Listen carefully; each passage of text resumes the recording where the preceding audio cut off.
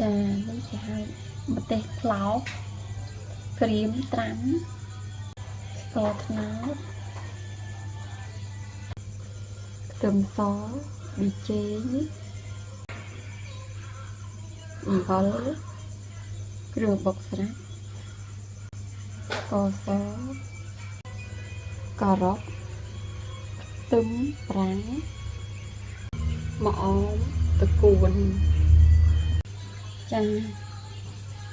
គ្រឿងសាតេ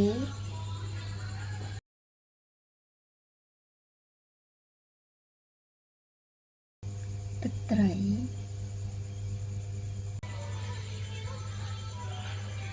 ខ្ទឹមក្រហមខ្ជាយគល់គ្រៃអណ្ដែងស្លឹកក្រូចចាក្តៅចឹងទៅ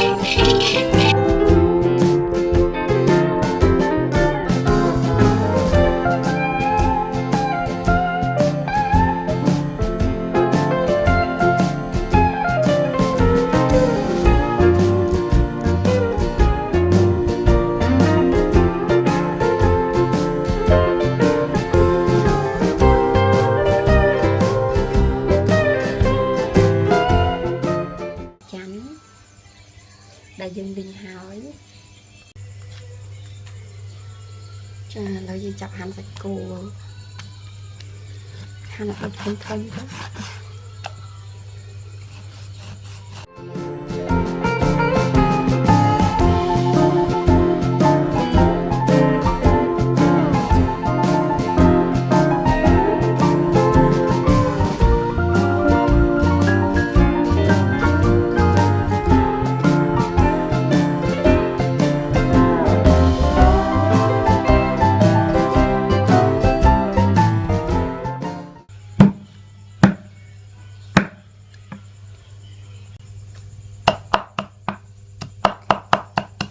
ចាម្ទេសក្រហមយើងច្រាំឲ្យម៉ត់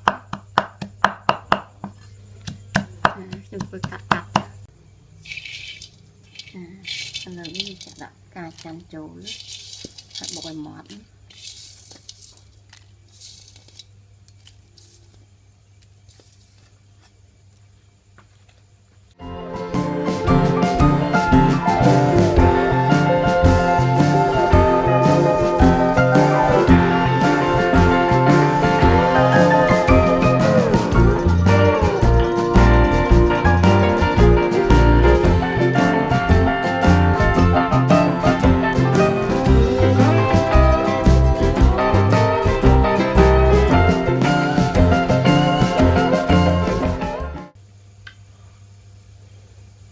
ចានេះគ្រឿងបុក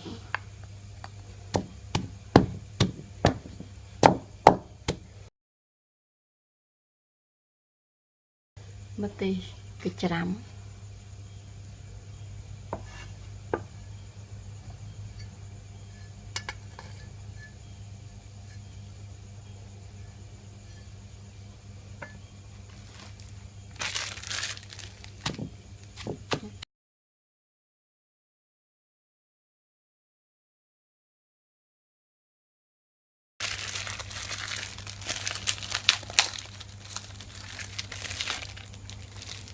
ចានេះlàគ្រឿងសាតេ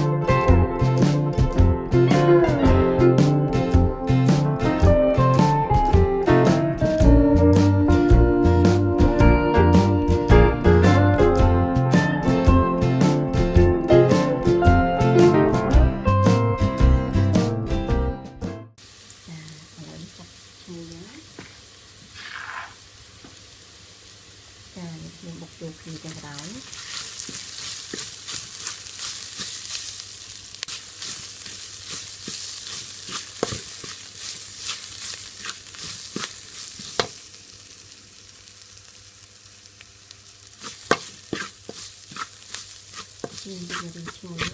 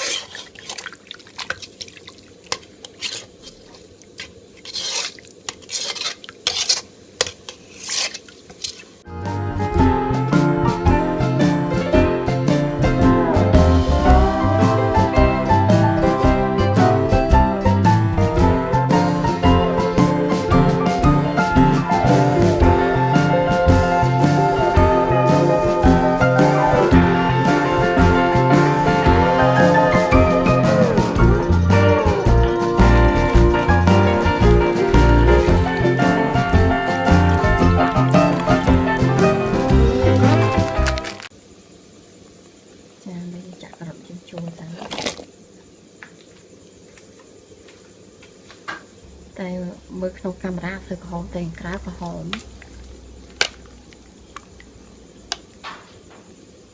ខ្លាំងណាស់ចាតាអ្នកចូលចិត្តចង់ក្រហមខ្លាំងក៏បានធម្មតាក៏បានចង់ក្រហមខ្លាំងតែក៏យកលេងពណ៌ចាចុងក្រោយយើងនឹងឆ្លុះដាក់ទៅដល់គោខាប់